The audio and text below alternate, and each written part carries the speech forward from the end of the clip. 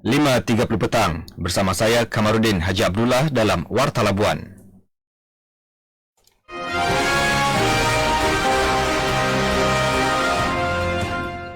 Assalamualaikum dan salam sejahtera. Sari berita utama.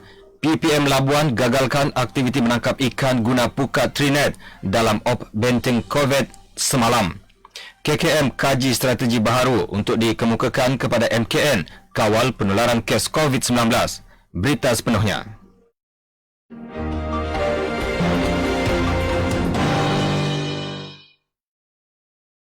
Pasukan Polis Marin PPM Labuan berjaya menggagalkan aktiviti menangkap ikan oleh nelayan menggunakan kaedah pukat Trinet di kawasan Laut Western Sipitang menerusi op benteng COVID yang dijalankan sekitar perairan itu bermula seawal pukul 8 pagi semalam.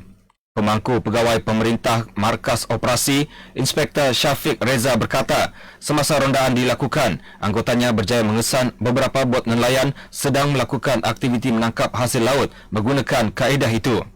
Katanya, sebaik menyedari kehadiran polis, nelayan terbabit bertindak memucut laju bot ke kawasan Cetek untuk melarikan diri sambil memotong pukat tersebut. Hasil operasi itu, pihaknya berjaya merampas satu unit pukat bersama kayu pemberat yang dijumpai semasa membuat pemeriksaan di kawasan sekitar yang dianggarkan bernilai RM1,400. Beliau berkata laporan berkaitan tangkapan itu telah dibuat di Balai Polis Sipitang manakala barangan rampasan tersebut diserahkan kepada Jabatan Perikanan Daerah Sipitang untuk tindakan lanjut.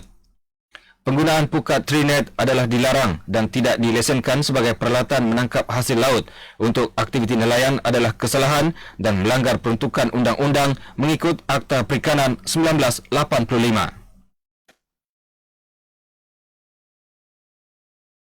Kementerian Kesihatan KKM sedang mengkaji strategi baharu untuk dikemukakan kepada Majlis Keselamatan Negara MKN bagi mengawal penularan kes COVID-19 yang meningkat secara konsisten setiap hari.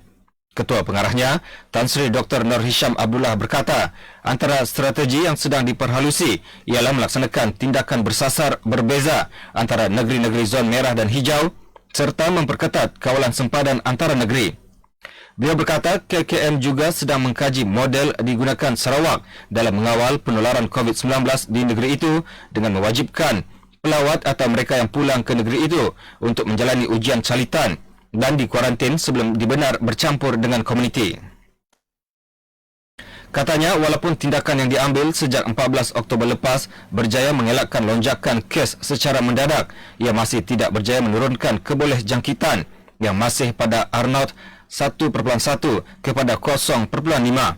Selain itu, Tan Sri Dr. Nur Hisham berkata, KKM juga sedang mempertimbangkan untuk menempatkan kes positif tidak bergejala dan bergejala ringan di pusat kuarantin yang digunakan untuk pengembara pulang dari luar negara, manakala pekerja asing pula dirawat di pusat kuarantin dan rawatan COVID-19 berisiko rendah PKRC.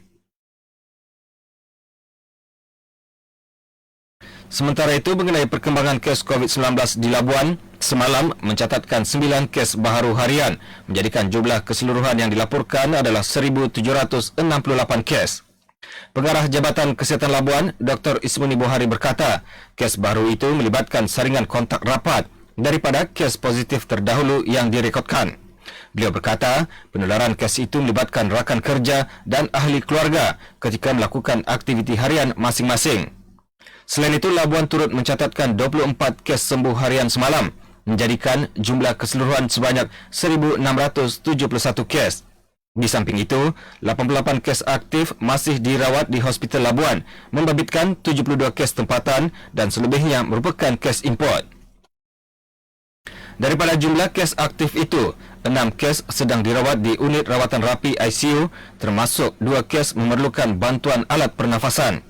Dr. Ismuni memberitahu sebanyak 988 kemasukan individu ke Labuan melalui pintu-pintu masuk rasmi semalam, manakala terdapat 174 sampel ujian saringan masih menunggu keputusan di makmal ujian di Kuala Lumpur. Terdapat 3 kluster masih aktif kebolehjangkitan penularan wabak itu. Antaranya kluster J Bandar yang memerlukan 37 kes, kluster Hujung Pasir 61 kes dan kluster Titian 82 kes. Walau bagaimanapun, tiada kes kematian baharu dilaporkan dan masih kekal dengan 9 kes.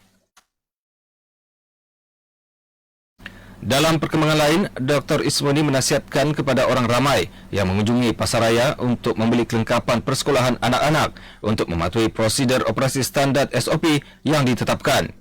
Selain itu, beliau menyarankan kepada ibu bapa agar tidak membawa anak-anak ke tempat yang sesak bagi mengekang penularan COVID-19. Dalam pada itu, tuntutan sosial perlu dilaksanakan oleh premis perniagaan dengan majikan memastikan para pekerja premis melakukan saringan ujian supaya bebas daripada pembawa wabak itu. Di samping itu, premis perniagaan perlu menetapkan jumlah kemasukan orang ramai ke dalam premis tersebut. Seterusnya, menguatkuasakan penggunaan aplikasi MySejahtera selain orang ramai menulis di buku yang telah disediakan. Beliau berkata demikian dalam segmen Roger Labuan FM. Jom iklan di Labuan FM. Anda ingin iklankan produk, perkhidmatan dan program anda dengan pakej harga ideal dan iklan menarik? Hubungi 087-424216 untuk maklumat lanjut dan tempahan. Tertakluk, terma dan syarat. Berita ini disiarkan dari bahagian Berita Ewan Semasa RTM Labuan. 4 kapal karam yang terdapat di perairan Labuan telah diwartakan sebagai Warta Suruhanjaya Warisan Kebangsaan. Selain itu, Jabatan Warisan Negara turut memaklumkan menemui 4 lagi kapal karam baharu di pulau ini, menjadikan jumlah keseluruhannya sebanyak 8 kapal setakat ini. Penemuan itu merupakan satu perkembangan baik kepada peminat sukan atau pelancongan menyelam kapal karam.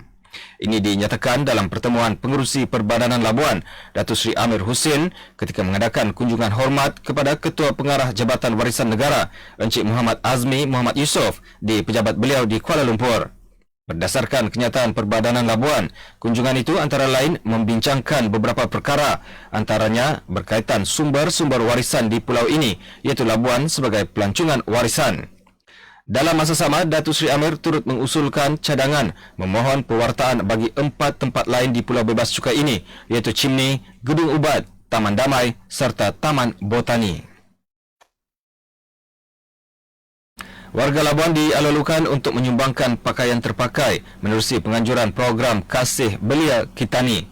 Program itu dianjurkan bersama Jabatan Belia dan Sukan JBS Labuan, Majlis Belia Labuan, Pejabat Ahli Parlimen Labuan serta peserta Anugerah Remaja Perdana Rakan Muda. Program inisiatif belia itu dilaksanakan bermula semalam sehingga 12 Januari ini. Menurut satu kenyataan JBS Labuan, sumbangan pakaian terpakai itu akan dikumpul untuk didermakan kepada golongan yang memerlukan. Untuk maklumat lanjut, boleh melayari laman media rasmi Facebook JBS Labuan. Berikut laporan keadaan cuaca bagi kawasan Labuan sehingga pukul 8 pagi esok. Menurut laporan cuaca yang dikeluarkan Jabatan Meteorologi, keadaan cuaca dilaporkan ribut petir pada sebelah malam, manakala awal pagi hujan. Sementara itu, keadaan angin dari arah timur laut bertiup selaju 50 hingga 60 km sejam dan laut berombak setinggi 4.5 meter. Manakala suhu maksimum hari ini 29 darjah Celsius dan suhu minimum 26 darjah Celsius.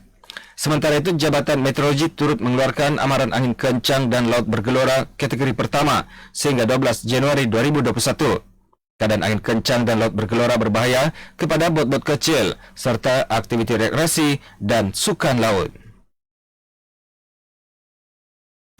Sebagai penutup, disampaikan sari berita utama sekali lagi.